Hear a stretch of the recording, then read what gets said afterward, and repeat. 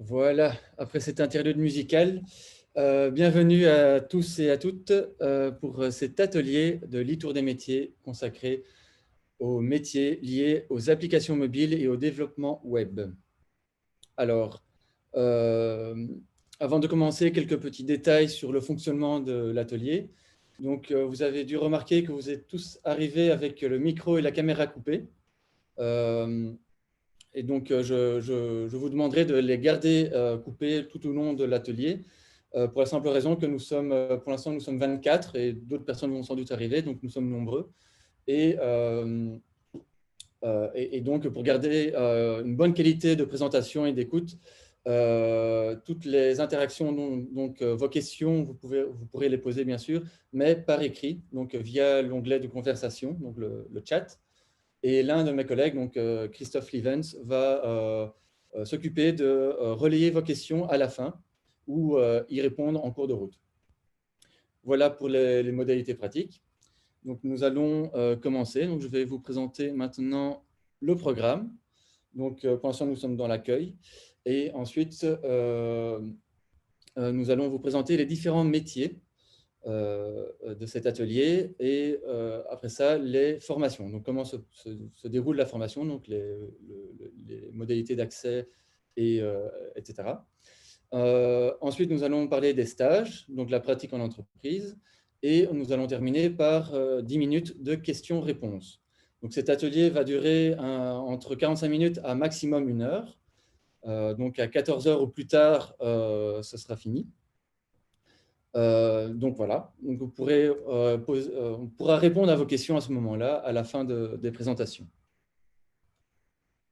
Alors, avec nous, nous avons de nombreux invités pour cet atelier. Donc, nous avons Claude Dubar, Data Manager chez Credit System. Donc, il nous parlera du métier d'assistant développeur.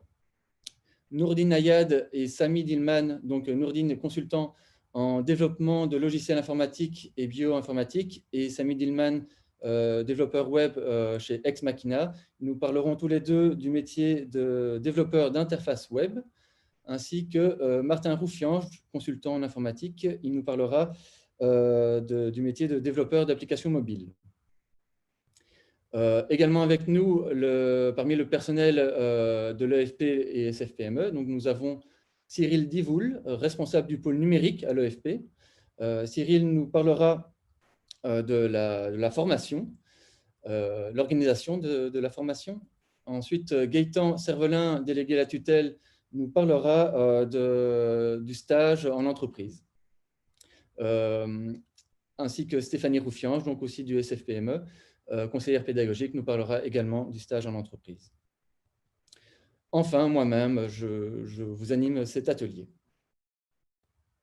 Alors, je vais du coup passer la parole à Monsieur Claude Dubar pour nous parler donc du métier d'assistant développeur, en commençant par la journée type, par exemple. Oui, merci Benoît. Bonjour à tous.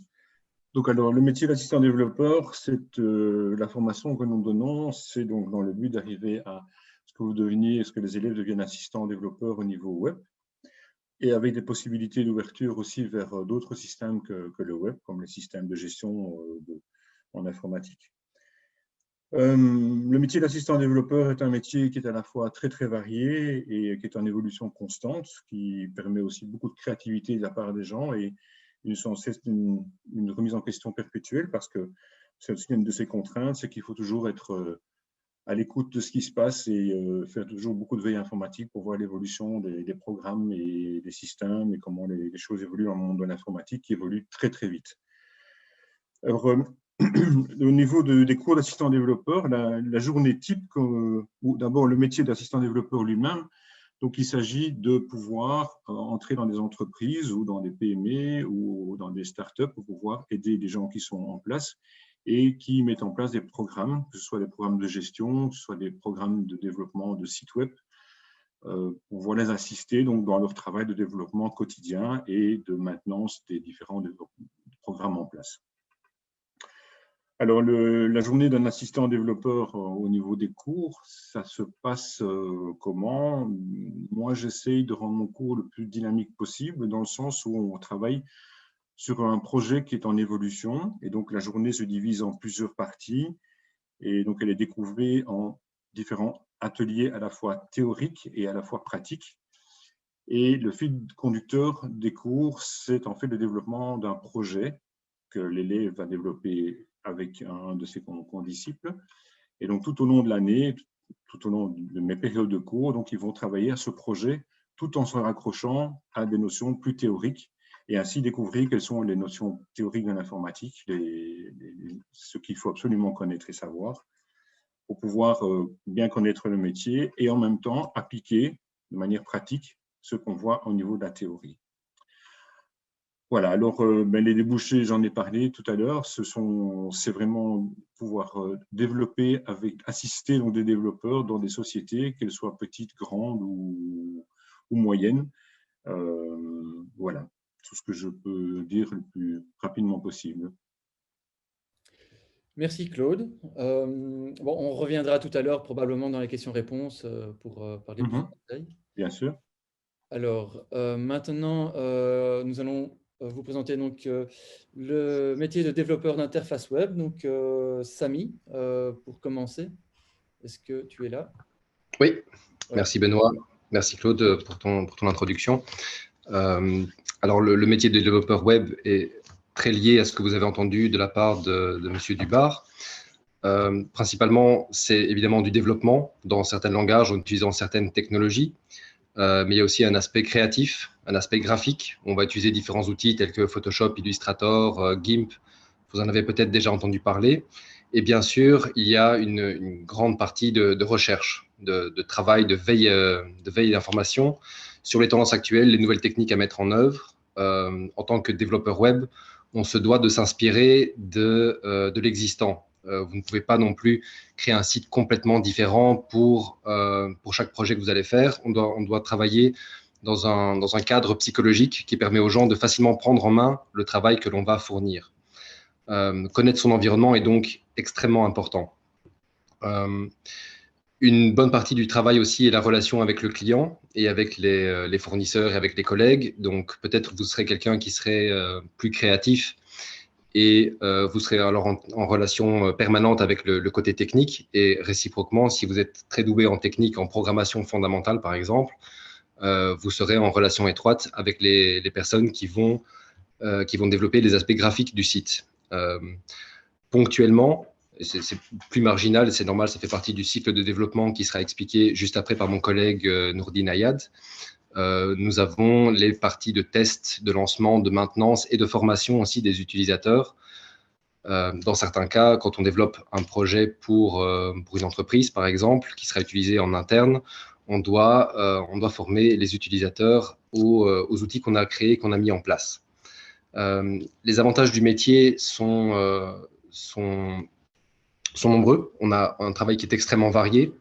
On fait différents sites web pour différents domaines de travail. Et c'est l'avantage de l'informatique en général, c'est qu'on va toucher à tous les autres métiers, parce que l'informatique est avant tout un outil qu'on met à la disposition des autres.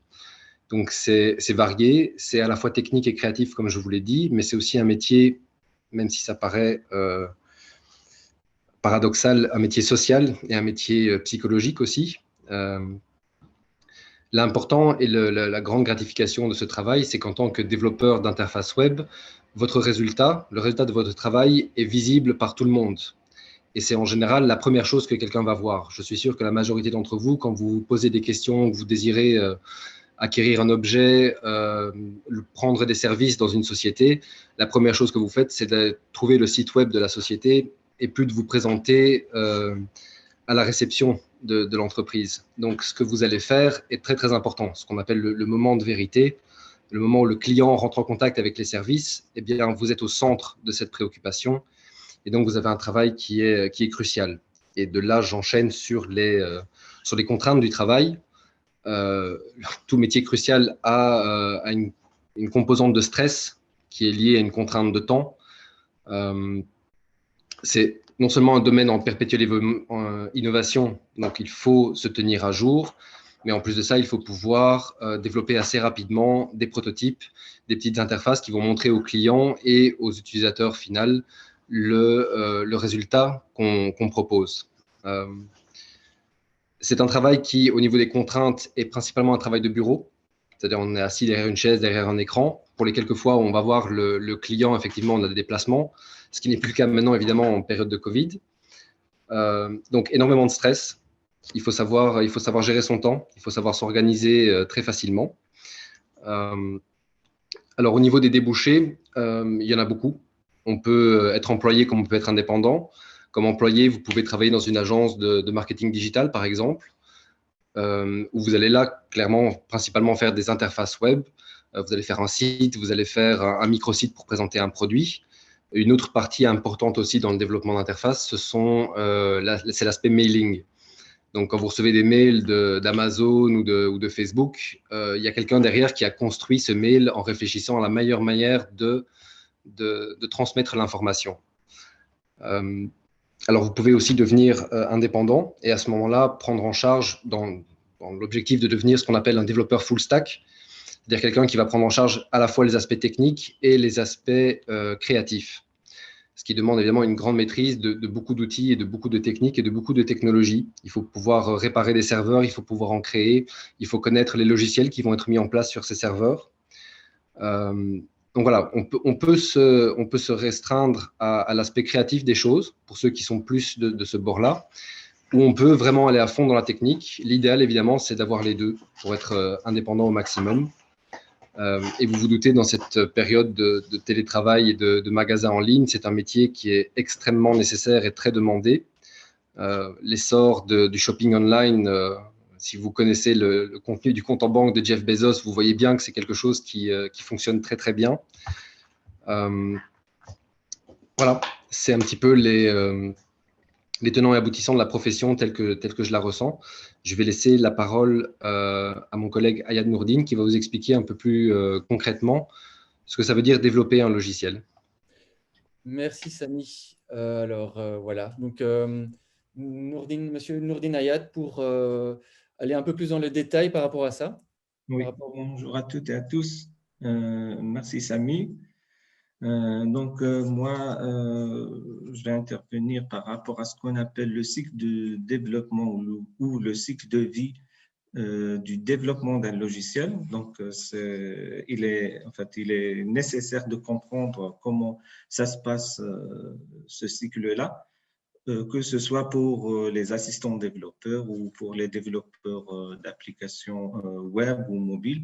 Donc, ce cycle-là, en fait, il commence par ce qu'on appelle la collection des données.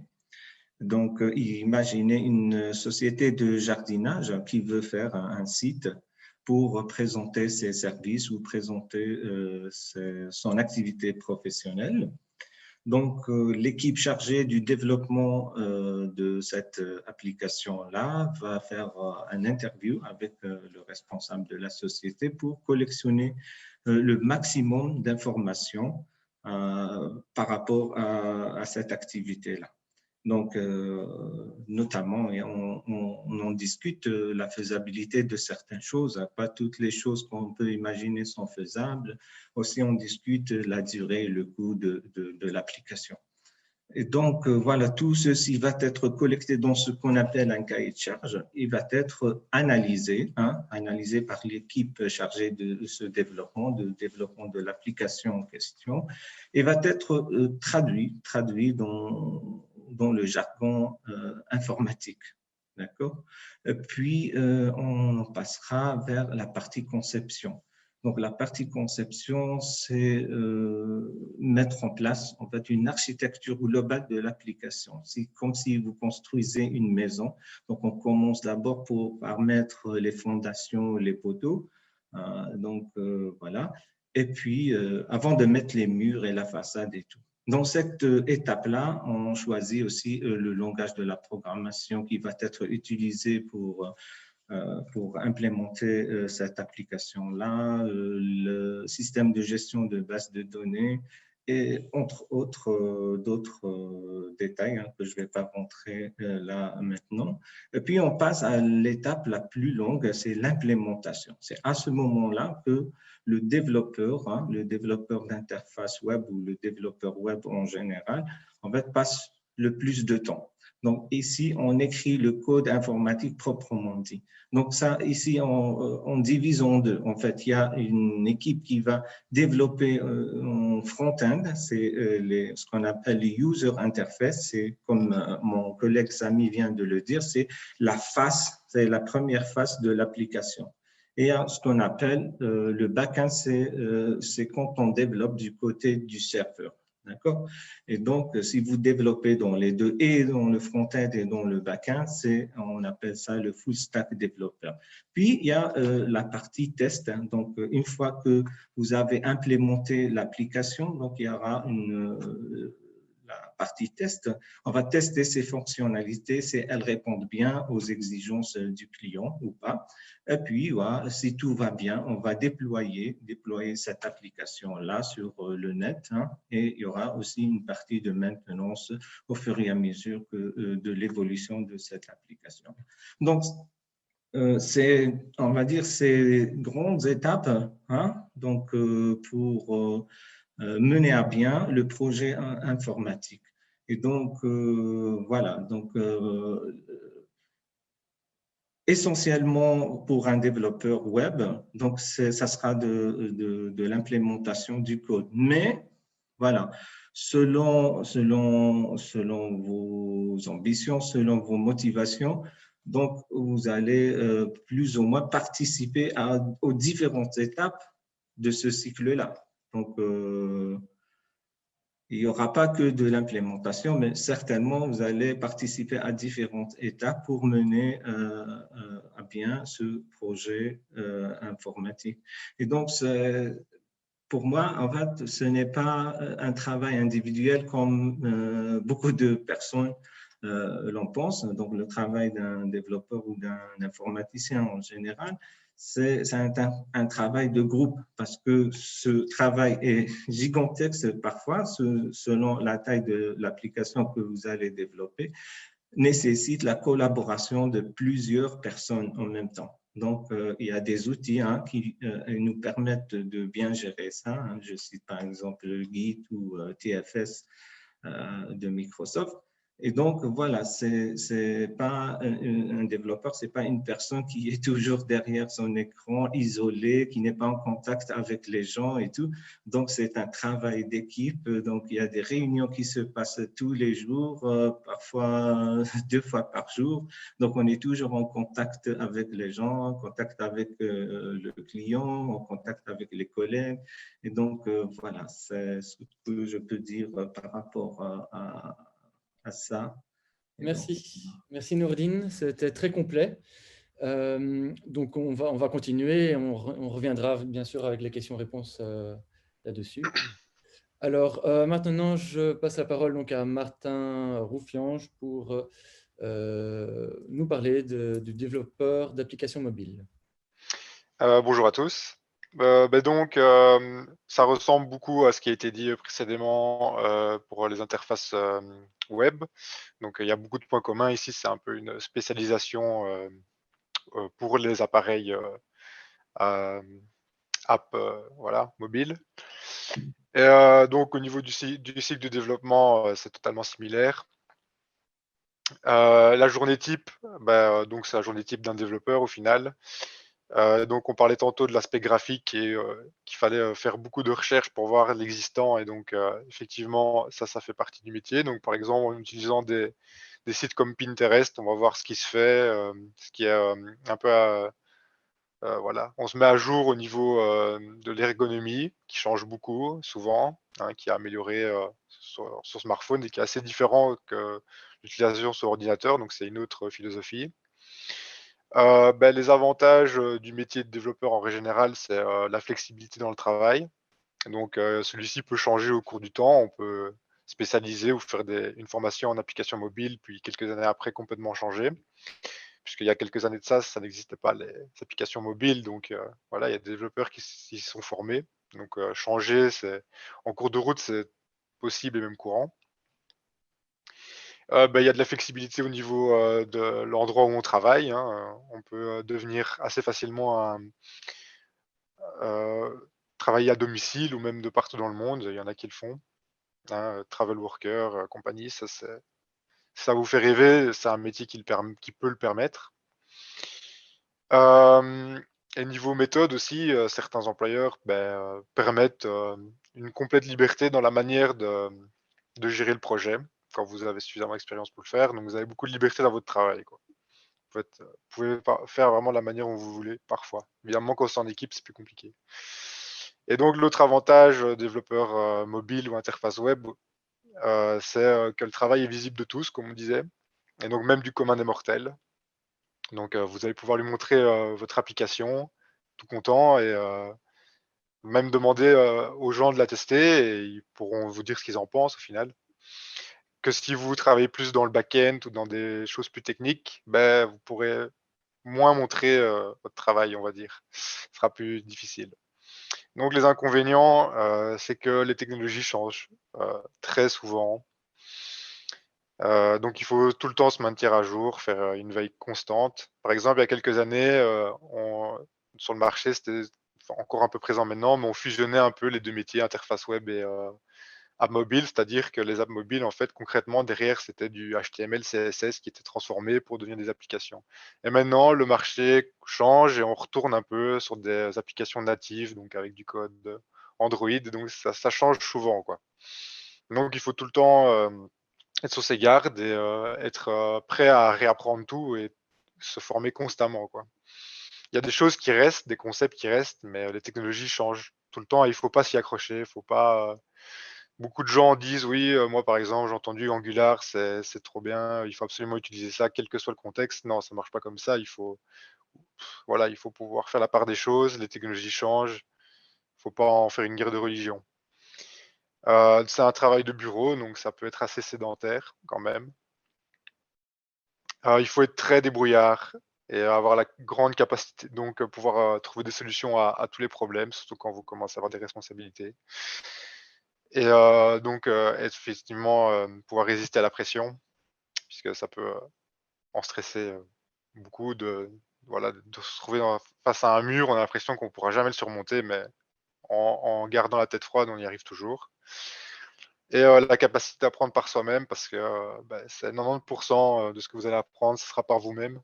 Les cours, ça vous guide un peu vers où aller, ça vous permet de rentrer d'effleurer le sujet, mais pour pousser plus loin, il n'y a rien à faire. Ça change tellement souvent qu'il faut apprendre par soi-même et lire la documentation. Il n'y a rien à faire, il faut lire la doc. Ici, la formation, ça donne la possibilité de rentrer dans le métier et de comprendre la doc, quoi. Mais après, il faut continuer à se former par soi-même. Et suivre des formations, hein, ça existe aussi, en permanence, quoi. Et donc, au niveau avenir, clairement, dans le développement en règle générale, il y a de l'avenir, ça, il n'y a pas de souci. Et en développement d'applications mobiles, le smartphone prend toujours plus de parts de marché. Donc, il n'y a pas trop de soucis à se faire à ce côté-là. Et puis, il y a de nouveaux objets connectés qui se créent. Par exemple, les montres connectées, les TV, il y a même des frigos connectés. Et tout ça, c'est aussi du développement d'applications mobiles. Un peu une philosophie différente, mais c'est l'avenir, quoi. Et puis, de toute façon, même si après ça vous plaît pas ou que ça perd en vitesse dans quelques années ou décennies, se reconfigurer sur une autre spécialisation, c'est pas extrêmement simple, mais bon, voilà, c'est courant et c'est totalement faisable, quoi. Donc, pour donner une idée de ce qu'on fait concrètement à l'EFP, moi, à mon cours, par exemple, ils doivent faire un blog, donc c'est leur projet de fin d'année. Ils font un blog, donc que ce soit interface web ou application mobile. Voilà. Merci Martin. Alors, nous allons maintenant passer à l'explication des formations, donc avec Cyril Divoul, le responsable du pôle numérique. Merci Benoît. Je vois effectivement que pas mal de questions ont été posées dans le chat, donc je vais faire assez rapide pour laisser vraiment le temps aux questions. Donc rapidement, la partie apprentissage, donc là, assistant développeur, ce sont pour des jeunes, on l'a dit tout à l'heure, à partir de 15 ans. Donc là, la durée de la formation est de 3 ans. Pardon. Et donc, les conditions d'accès, c'est principalement avoir fréquenté 2 années du premier degré de l'enseignement secondaire et 23 ans maximum, puisque le contrat doit se terminer dans la 26e année civile. Là, vous obtenez un certificat d'apprentissage d'assistant développeur qui peut, par exemple, vous permettre de basculer sur une des 2 formations chef d'entreprise de développeur qu'on propose par la suite. Les 2 formations, développeur d'interface web et développeur d'applications mobiles, les conditions d'accès sont les mêmes, donc je vais pas trop m'y attarder. Sachez juste que ce sont des formations en 2 ans, que la première année est une année commune aux 2 métiers et que la deuxième année, effectivement, je pense que Samy ou Martin l'a dit tout à l'heure, effectivement, la deuxième année est plus une année de spécialisation. Donc, les conditions d'accès, ce sont des conditions d'accès classiques, à savoir d'abord avoir 18 ans et puis disposer soit d'une 4e générale technique artistique ou d'une 6e professionnelle, ou bien d'un certificat d'apprentissage d'assistant développeur, par exemple, qui vous permettrait de rentrer directement dans cette formation. Ou si vous n'avez pas les diplômes requis, vous pouvez passer par un examen d'entrée qu'on vous détaillera un peu plus tard, si ça vous intéresse, qui touche du français et des mathématiques. Petite nouveauté cette année, on vous demandera avant l'inscription dans ces métiers-là de nous présenter un certificat d'anglais de niveau A2. Donc, certificat que vous pouvez faire chez Brulingois pour les Bruxellois, chez Wallang, par exemple, pour les Wallons. Mais voilà, on s'est rendu compte effectivement que lorsque on avait des entreprises intéressées par nos stagiaires, l'anglais est quelque chose d'extrêmement important. Au niveau des certifications, vous obtenez ce que nous, on appelle un diplôme de coordination et d'encadrement. Donc, soit de développeur d'interface web, soit de développeur d'applications mobiles. Juste un dernier mot, la première formation assistant développeur en apprentissage, les cours sont en journée. Et pour l'instant, en tout cas cette année, les cours de développeur d'interface web et développeur d'applications mobiles étaient des cours en soirée. Mais voilà, on est en train de voir, il se peut qu'il y ait aussi des cours du jour pour ces 2 métiers-là. Voilà, je pense que j'ai fait le tour. Je resterai effectivement disponible sur toutes ces questions-là par après. Merci Cyril. Alors, avant de passer aux questions-réponses, donc nous terminons avec la pratique en entreprise, donc la pratique du stage. Comme vous savez, nous sommes dans la formation en alternance, donc c'est un élément important. Alors, est-ce que Gaëtan Servelin et Stéphanie Roufiange sont avec nous? Oui, tout à fait. Donc, bonjour tout le monde. Donc voilà, si vous décidez de vous inscrire à l'EFP, vous devrez prendre contact avec moi si vous décidez de faire un stage en entreprise rémunéré, donc qui durerait toute la formation.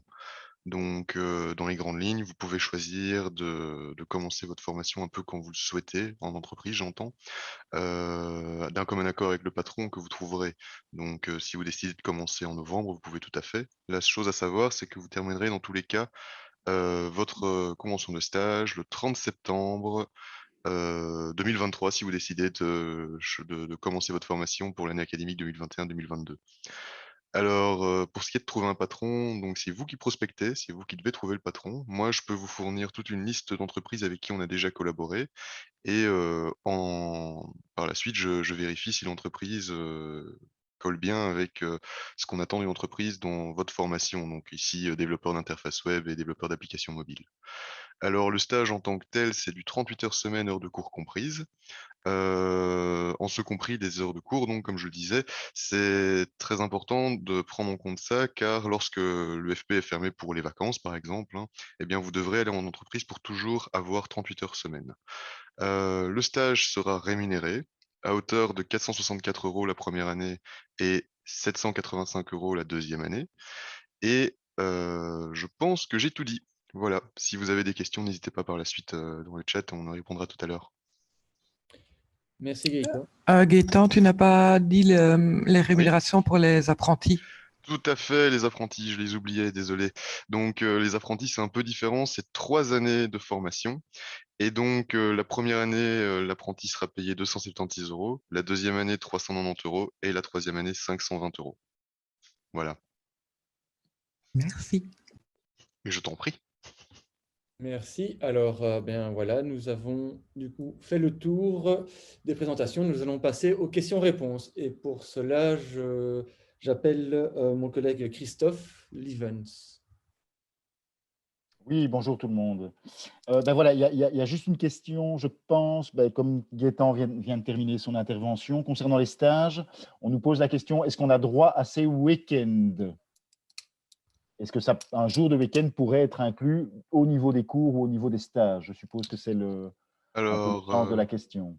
Pour les stages, c'est tout à fait possible de travailler un samedi, mais alors, vous aurez un jour de semaine de récup.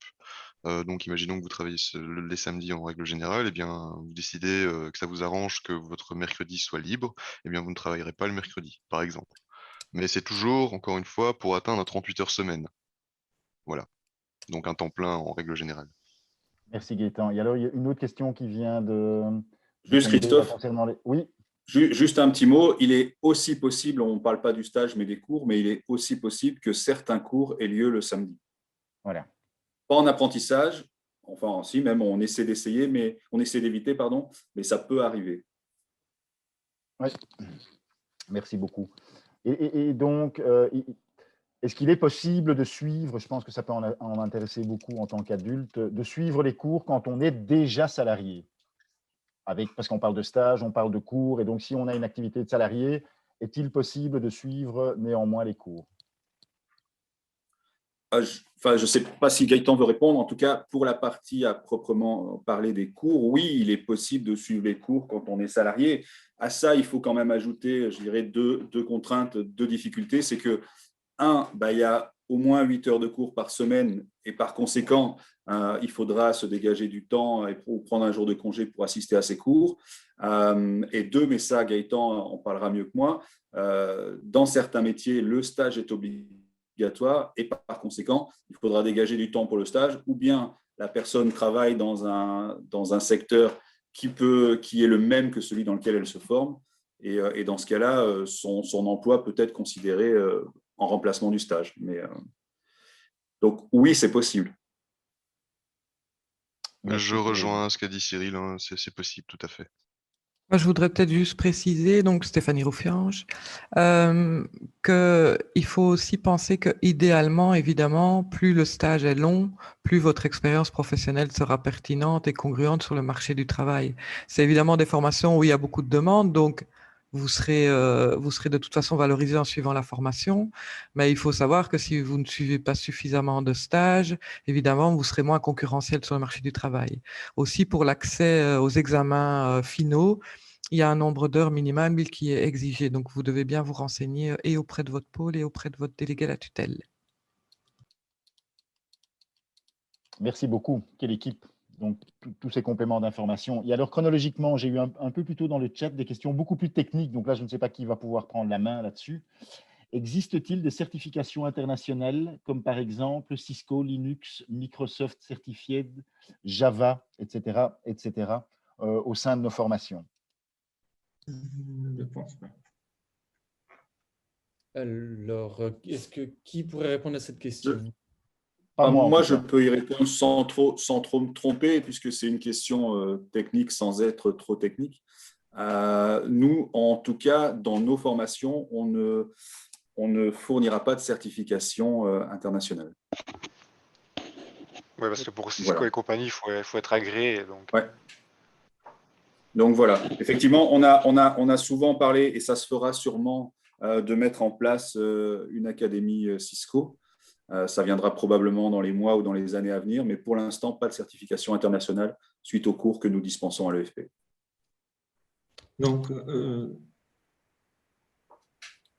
je pense que la personne qui a posé cette question-là avait l'intention de parler de certaines certifications qu'on passe après, par exemple, avoir fait une formation de 6 mois concentrée, par exemple, sur un langage de programmation Java ou le .NET. Il y a moyen de passer des certifications. Je pense que la personne voulait savoir si le FP prend en charge ces certifications-là, mais à mon avis, c'est non. Non. N'hésitez pas, hein, via le chat, je pense que c'est Tanguy qui avait posé la question à éventuellement repréciser peut-être les choses, ou si on a répondu à votre question, peut-être le signaler également. Il y en avait une autre, je pense que c'est toujours de la même personne. Est-ce que l'intelligence artificielle ou deep learning sont abordés lors des cours? Non. Non, parce Non, non. que voilà, l'intelligence artificielle et le deep learning, ce sont, on va dire, des cours de recherche, hein. Donc, ce ne sont pas abordés durant cette formation-là. Ils sont vus plutôt dans les cours, on va dire, de master dans les universités et tout. Donc, c'est pas, ici, je pense que la formation, elle est axée sur la pratique. Donc, c'est un apprentissage via la pratique. Et ces cours-là, je pense qu'ils ne sont pas abordés du tout dans cette formation-là. En tout cas, juste pour spécifier un peu, je pense que Stéphanie ou Ken seront meilleurs que moi sur cette question-là, puisqu'il s'agit de programmes et de référentiels. Mais en tout cas, non, on ne fait pas de formation liée à l'intelligence artificielle pour l'instant. Voilà. Là aussi, encore une fois, je pense que c'est quelque chose qui pourrait être développé à l'avenir, mais en tout cas, ce n'est pas abordé dans les cours de développement actuels. Donc, je vais juste réagir à ce que vient de dire Cyril et j'appuie tout à fait ce qu'a dit M. Ayad. Tout à fait. Donc, l'intelligence artificielle, machine learning, etc., c'est quand même du domaine académique, en fait. Et donc, on s'adresse plutôt à un public de chercheurs. Notre public de base dans la formation professionnelle n'est pas un public de chercheurs. Ce sont des gens qui veulent plutôt apprendre un métier par la pratique. Pour l'instant, le machine learning, etc., enfin, tous ces domaines-là sont quand même des domaines extrêmement complexes, en fait, qui nécessitent en fait, des profils de type ingénieur, en fait. Donc, ce n'est pas vraiment notre public. Voilà. Alors, on va en parler de façon certainement, de façon générale, comment ça s'intègre dans notre vie de tous les jours, mais vous ne ferez pas du machine learning, des choses comme ça. Voilà, pour simplifier. Merci Ken, merci Cyril et Nourdine pour ces compléments de réponse. Ken, il y a encore, pardon, je te coupe. Ken, il y a encore une question sur l'IoT. Je ne sais pas si tu as vu. Je viens de la voir, merci. Donc, on ouvrira. Alors, je vais demander je vais me tourner vers Cyril, mais on n'ouvrira pas l'année prochaine. On a une formation en IoT, mais on ne l'ouvrira pas, en fait. Parce qu'on n'a pas vu suffisamment de traction, en tout cas sur le bassin bruxellois, pour ouvrir une formation sur l'IoT. Donc, peut-être qu'en 2022, on se reposera la question en 2023. Voilà. Merci. Christophe Pardon, je m'excuse. On se concentre essentiellement sur la partie développement et infrastructure et réseau. Je ne sais pas, c'est dans un autre atelier, je pense infra et réseau.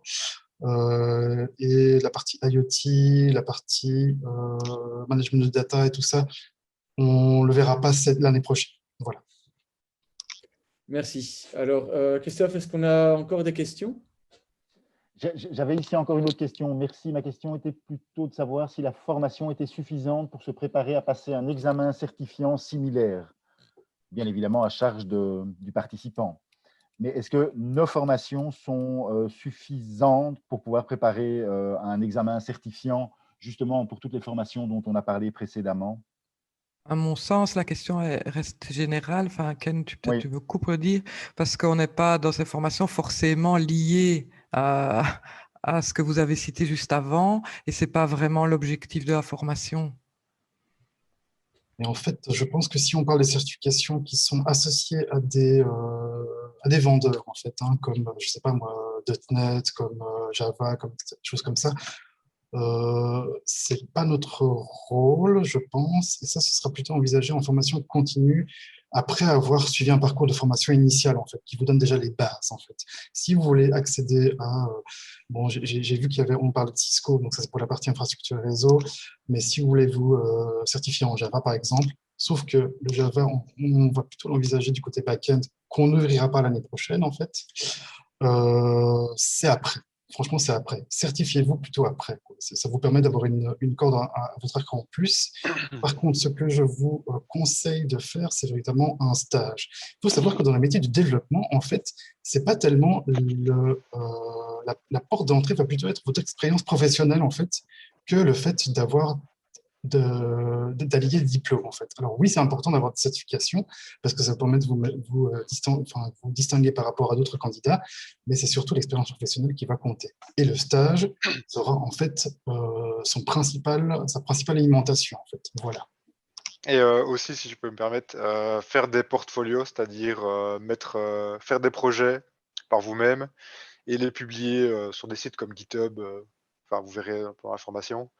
Ça, c'est extrêmement important aussi parce que vous montrez ça aux recruteurs, votre lien vers votre site que vous avez fait vous-même, votre app, ou même mieux son code. Et ça vaut mieux qu'une certification dans certains cas. Après, ça dépend pour quel boulot vous postulez, évidemment. Mais ça, c'est clairement, le stage, c'est bien. Et si vous préférez faire des projets perso que de passer 1000 heures de stage, ben c'est tout aussi porteur, je trouve. Je me permets de rebondir aussi sur une question par rapport à ce qui vient d'être dit, une question de Laurence Langlois qui demande si il y a des prérequis pour commencer une formation en développement web. Peut-on partir de zéro? Et ça correspond parfaitement avec ce que Martin vient de dire. Alors, dans les élèves cette année, on a une très grande répartition. On a des gens qui ont déjà fait un bac en informatique de gestion, par exemple, qui ont déjà une formation d'analyste. On a des étudiants qui n'ont quasi jamais touché un ordinateur de leur vie. Et tout le monde arrive à la fin de l'année à un certain niveau commun. Alors, c'est clair que le métier de développeur est un métier qui est largement constitué d'autodidactes. L'avantage principal de la formation, c'est votre apprentissage est guidé par des professionnels du métier. Donc, le travail par soi-même est très important pour avancer et avancer bien et avancer vite. Nous sommes là pour vous encadrer, répondre à vos questions et vous permettre d'avancer à votre rythme en assurant évidemment un niveau minimum. Minimum, maximum, je ne dis pas ça avec le côté péjoratif d'un niveau minimum, bien sûr. L'avantage de notre présence, c'est de vous guider. Donc oui, vous pouvez vous présenter sans avoir touché un ordinateur. Si vous avez déjà utilisé un site web ou une application sur votre téléphone, vous avez déjà quelques bases au niveau de l'utilisation. Ce qu'on va faire après, c'est vous montrer ce qu'il y a de l'autre côté. C'est la partie développement, la partie création.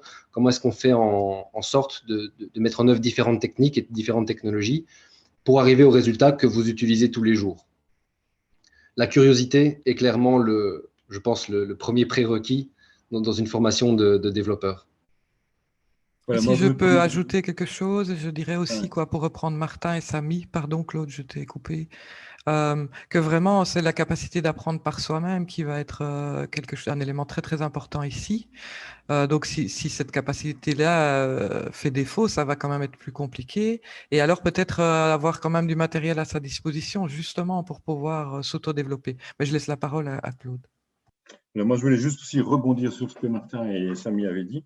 Donc, au niveau assistant développeur, le public est aussi un public qui est très, très varié. Donc, chaque année, on a des élèves qui sont très jeunes, des élèves qui ont déjà une expérience, d'autres qui n'en ont pas du tout, qui ne savent pas ce que c'est, qui n'ont même pas d'ordinateur à la maison. Et donc, le gros avantage aussi de ce cours, c'est qu'on part de zéro. Et donc, ça permet à chacun de pouvoir avancer.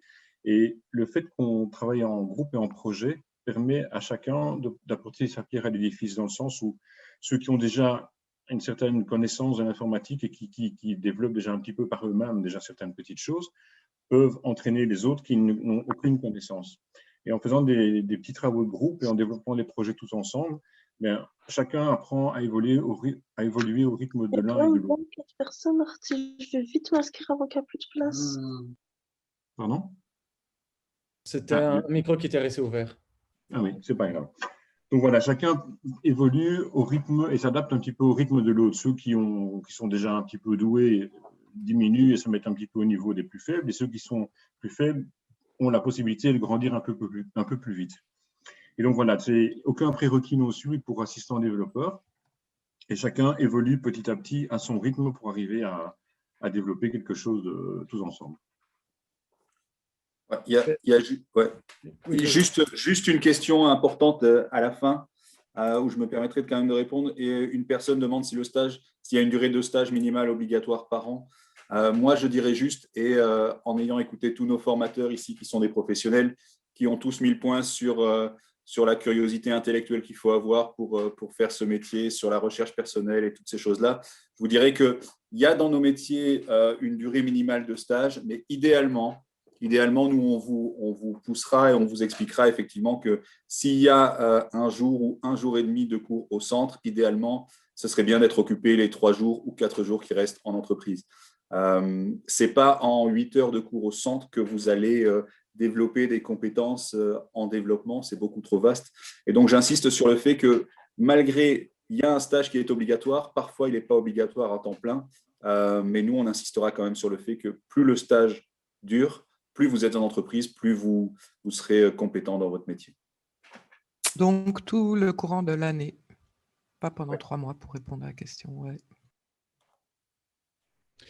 Merci. Alors, je reviens à Christophe. Est-ce qu'on a encore les dernières questions? On va bientôt terminer. Non, j'ai eu plein d'assistants de chat avec moi, et donc merci à toutes et tous pour des questions qui étaient parfois un peu plus pointues et auxquelles je ne savais pas répondre. Donc non, on a fait le tour. Parfait, super. Merci, merci à tous pour avoir répondu aux questions. Donc, évidemment, si vous avez encore des questions, vous pourrez nous les transmettre plus tard. En attendant, si vous êtes intéressé par les formations, vous pourrez vous inscrire via le site internet efp.be à partir du 10 mai. Donc, il y aura, ici, vous voyez, il y a les formations d'apprentissage jeunes et adultes. Donc, pour l'assistant, le métier d'assistant développeur, c'est pour les jeunes, et les 2 autres formations sont pour à partir de 18 ans. Alors, donc, je le disais, si vous avez encore des questions à nous poser, vous pouvez nous envoyer des mails. J'ai vu que Cyril Divoul a mis son email aussi dans le chat. Si vous voulez poser des questions directement adressées à Cyril. Mais sinon, le mail général de l'EFP, donc c'est info@efp.be ou par téléphone 0800 85 210. Et nous sommes aussi présents sur les réseaux sociaux si vous voulez nous suivre. Alors, avant de nous quitter, je vais juste vous proposer un sondage pour ça nous permet d'avoir votre avis sur la qualité de cet atelier et pouvoir nous améliorer par la suite. Alors, voilà, je vais juste 2 petites secondes le temps de lancer le sondage. Voilà, normalement, vous voyez apparaître le sondage. Et donc, je vous laisse quelques secondes pour y répondre tranquillement. En attendant, eh bien, voilà, je vous invite aussi à aller voir sur notre site etour.efp.be. Il y a encore d'autres ateliers. La semaine se termine, mais il y a encore quelques ateliers. Si vous voulez voir des ateliers spécifiques sur le stage, donc des informations pratiques sur le stage, il y a un atelier qui a eu lieu hier, mais vous pouvez le revoir en replay. Donc, c'est sur le même site, tout en bas. Vous allez voir un onglet marqué revoir. Vous avez tous les ateliers qui sont passés que vous pouvez revoir si vous avez besoin d'informations complémentaires. Alors, je ne sais pas si quelqu'un, en attendant que le sondage, que tout le monde réponde au sondage, si quelqu'un veut encore prendre la parole pour spécifier quelque chose ou répondre à une éventuelle... Oui, je vois qu'il y a une dernière question concernant les stages hors Bruxelles. Donc, quand vous avez un stage à Bruxelles, votre délégué à la tutelle, c'est Gaëtan et c'est à Bruxelles. Si votre stage est en Wallonie, c'est par un délégué à la tutelle de Wallonie. Vous suivrez les cours via une inscription à l'EFP et M. Livens et Divoul qui sont ici présents, mais votre délégué à la tutelle sera à l'IFA-PME en Wallonie. Parfait, merci. Je vais bientôt clôturer. Et avant ça, j'en profite pour remercier tout le monde, donc tous les invités qui nous ont présenté leur métier et la formation. Donc Claude Dubar, Nourdine Ayad, Martin Roufiange, Samy Dillman, et également Cyril Divoul, Gaëtan Cervelin et Stéphanie Roufiange. Et bien sûr, mon collègue Christophe Livens qui a géré brillamment le chat et a pu relayer les questions. Et merci à notre animateur, en tout cas. Merci. Et Ken Detier qui s'est ajouté en dernière minute. Oui, bien sûr, Ken Detier qui est aussi l'un de nos collègues donc, du SFPME qui est arrivé pour répondre aussi à quelques questions. Voilà, alors je n'ai plus rien à dire, mais donc je pense que je vais clôturer le sondage. Si certains veulent encore répondre rapidement, c'est le moment. Mais dans les 5 secondes, je vais arrêter le sondage. Voilà. Et vous pouvez voir les résultats. Normalement, ils s'affichent sur votre écran. Et là-dessus, Mais je vous remercie tous d'avoir participé à cet atelier et vous souhaite un agréable jeudi. Merci. Pareillement. Merci. Merci Bonne beaucoup. journée. Au revoir. Au revoir. Au revoir à tous. Au revoir. Au revoir. Merci à tous.